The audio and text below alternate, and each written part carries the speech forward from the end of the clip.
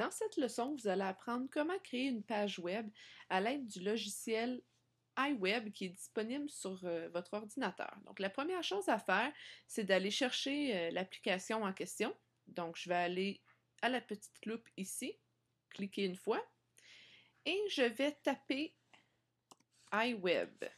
Donc, on voit, il apparaît ici. Je clique.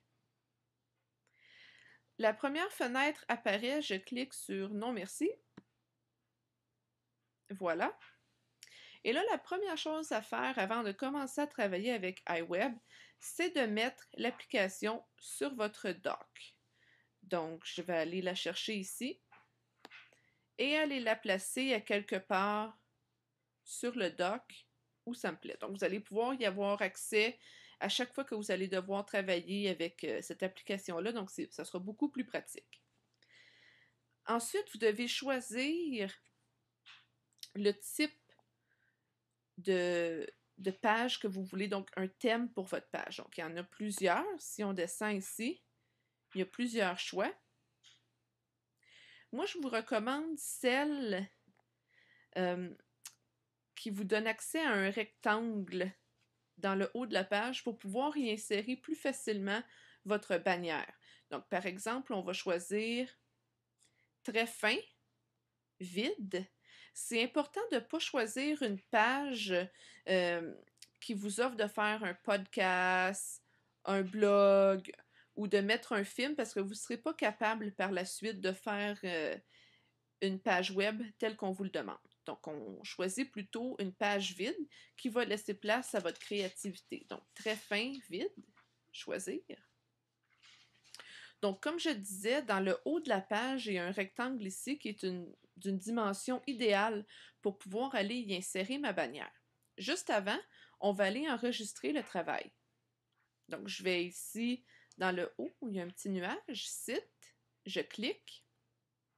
Et là, la première chose, donc, on va indiquer à l'application où on veut publier le travail. Donc, je vais aller cliquer ici.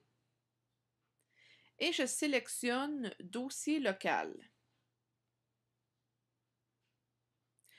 Le nom du site, donc dans notre cas, je vais intituler ça Page web underscore iWeb underscore et mon nom de famille. L'adresse électronique, vous n'avez pas besoin d'inscrire quelque chose. Et l'emplacement du dossier, on va aller choisir. Toujours sur le bureau, vous vous rappelez, j'avais créé mon dossier page web avec mon nom de famille. Je clique et je ne sélectionne pas aucun sous-dossier. Je vais tout simplement l'enregistrer dans mon dossier principal. Je choisis et iWeb va aller se créer ses propres dossiers pour l'enregistrer par la suite. Donc, une fois que tout ça est fait, je peux maintenant commencer à créer ma page web. La première chose à faire, c'est d'aller ouvrir l'inspecteur ici en bas. Je clique. Et l'inspecteur va être utile pour plusieurs étapes dans la création de la page web. Ce que je veux faire par la suite, c'est d'aller insérer la bannière que j'ai créée préalablement sur Photoshop. Donc, je vais aller dans Insérer. Et je vais sélectionner ensuite Choisir. Et là, sur le bureau, dans mon dossier page web, dans le sous-dossier bannière, je vais sélectionner la bannière que j'avais enregistrée en JPEG, donc .jpg, comme ceci. Elle est là. Ce que je vais faire, c'est que je vais aller la replacer par-dessus le rectangle orange qui a une bonne dimension pour une bannière. La première chose à faire pour ça, je vais aller dans l'inspecteur ici, dans la fonction où il y a la petite règle. Et là, probablement que vous aussi, la petite case qui indique conserver les proportions est cliquée, je vais décliquer ça, ce qui va me permettre de donner à ma bannière les mêmes dimensions que le rectangle orange. Un peu comme ceci. Si par exemple je voudrais rajouter une autre boîte de texte pour ajouter de l'information sur ma page web, c'est très simple. Je vais aller sélectionner l'outil zone de texte, comme cela. Et là, j'ai une boîte ici qui apparaît. Je pourrais aller insérer le texte que je veux. Par exemple, je veux parler des forces du pont. Voilà.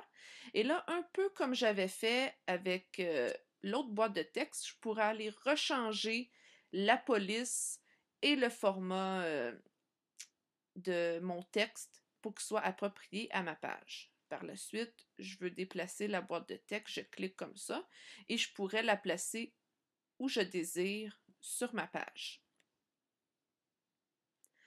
Ensuite, je voudrais aller insérer une image sur ma page. Donc, je vais aller dans Insérer, Choisir. Et là, sur le bureau, dans mon dossier Page web, mon sous-dossier Images, je vais choisir une des images ici que je voulais insérer sur ma page web. Par exemple, pour moi, ça serait celle-ci. Je vais l'insérer. Mon image est là.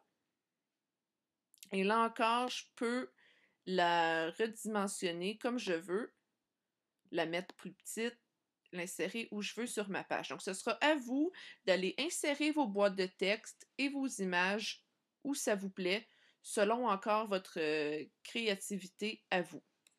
Ce qui est intéressant aussi avec iWeb, c'est qu'il y a façon de retravailler les images que j'y ai déjà insérées. Donc, par exemple, l'image ici que j'avais choisie, je veux la modifier un peu.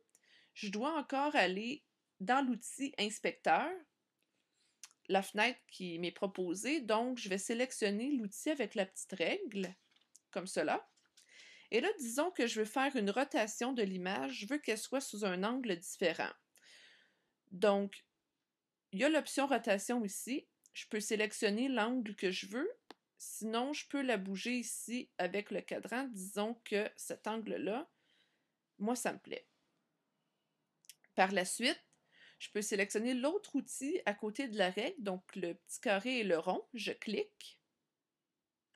Et là, il y a plusieurs fonctions qu'on peut utiliser. Donc, je pourrais décider de mettre un trait autour de l'image, donc soit une ligne, comme cela, ou un cadre que je vais choisir ici. Donc, j'ai plusieurs fonctions que je peux prendre. Celle-là, je l'aime bien. Je pourrais décider de mettre aucun trait aussi, mais aller rajouter une ombre derrière l'image, que je peux changer d'angle encore, mettre un peu plus prononcé. Décider aussi de mettre un reflet sur l'image, donc un peu comme un miroir. Et encore là, je pourrais aussi décider de mettre mon image moins opaque si je veux, par exemple, la placer derrière un texte, comme ça. Donc, comme vous voyez, il y a plusieurs fonctions qu'on peut utiliser avec iWeb. Les limites sont quasi infinies. Ce sera à vous d'utiliser votre imagination et votre créativité pour faire une page qui vous ressemble.